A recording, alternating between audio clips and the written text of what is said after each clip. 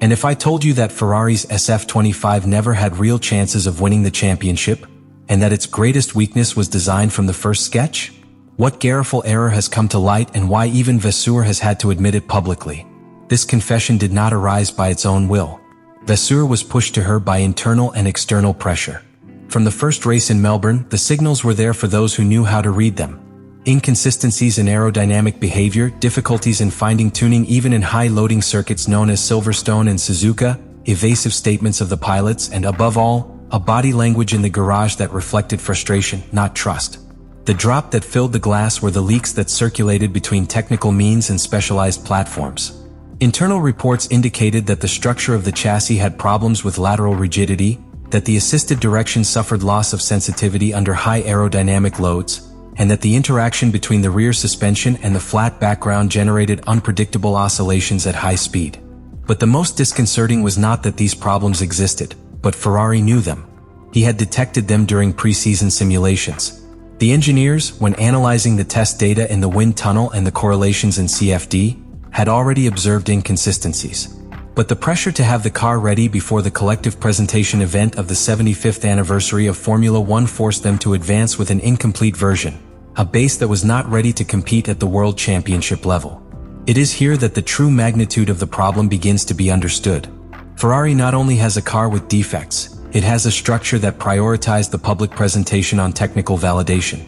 That is an institutional failure, not just mechanical. The consequences have been immediate and devastating. At the pilot levels, both Charles Leclerc and Lewis Hamilton have had to deal with a car that responds unpredictably to configuration changes.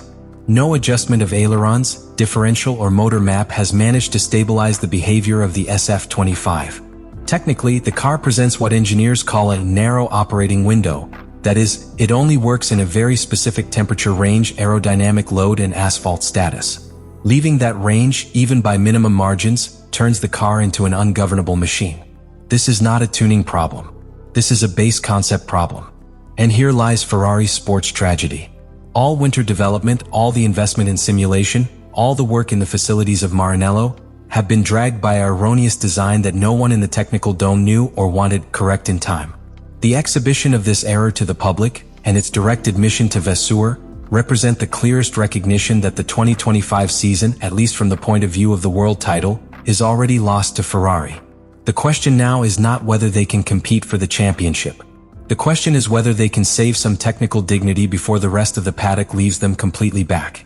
In high-speed curves such as Maggots-Beckett's sequences in Silverstone or Suzuka's first sector, the address loses precision, transmits vibrations and reduces its hydraulic assistance just when it is most needed. It is not a simple subjective feeling. Telemetry data show pressure peaks in the hydraulic pump, microcorts in the wheel feedback and a minimum, but critical delay, between the pilot's action and the front train response. Charles Leclerc was the first to insinuate him publicly. After a frustrating classification, he admitted that the car did strange things in the fast sections, although he did not want to go into details. The irony of all this is that Ferrari had opted for a more advanced configuration, looking for a balance between lightness, sensitivity, and structural rigidity. In theory, it was an address that should provide a more natural, more organic sense of road.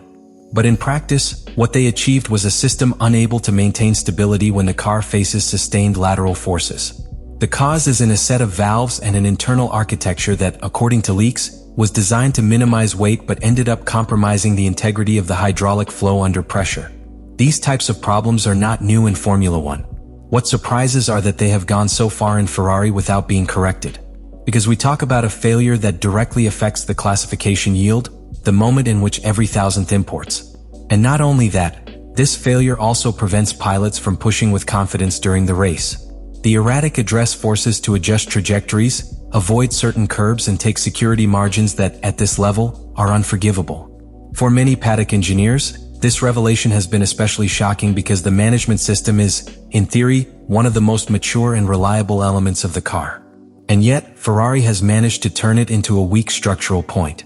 The solution to this problem will not be simple. It implies redesign pieces that are already approved, reconfigure the complete hydraulic system, and most likely introduce updates mid-season that will further compromise the already fragile stability of the car. Internal level, Engineers have recognized that the rigidity of the subchassis and the anchor points of the suspension have not reached the necessary standards to withstand the load levels that the new aerodynamic package demands. Worse, attempts to harden the whole have resulted in a car that loses absorption capacity.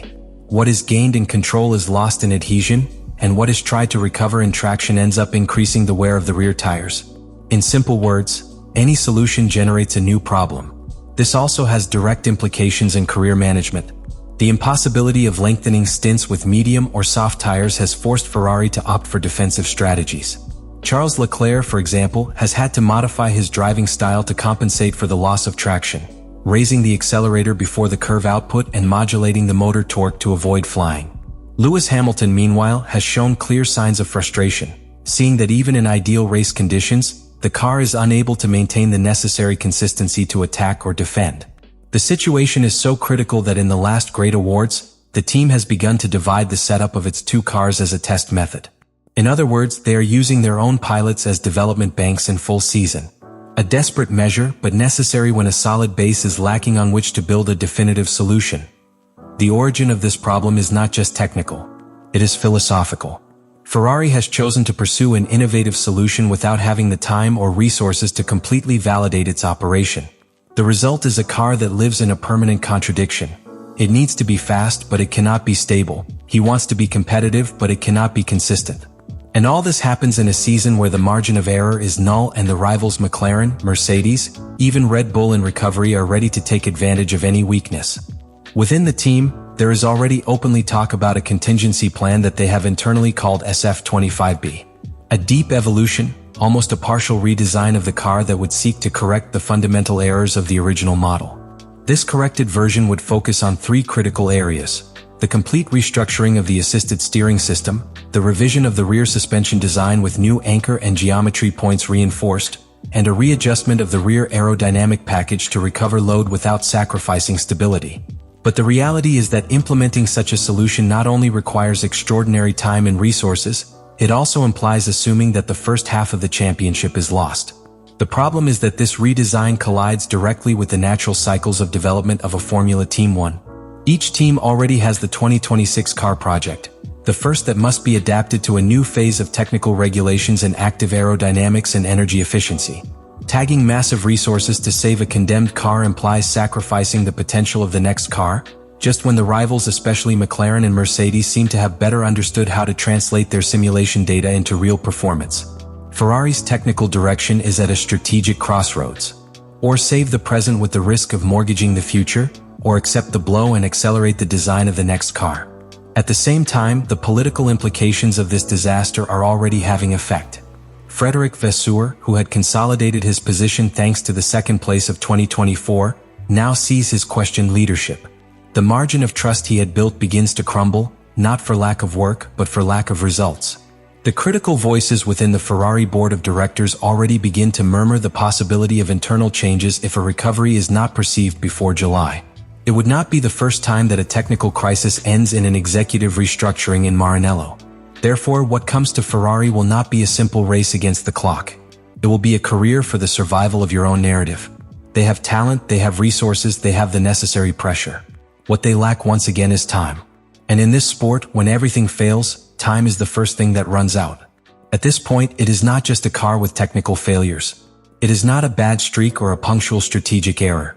What is happening with the SF-25 and Ferrari in 2025 is an identity crisis.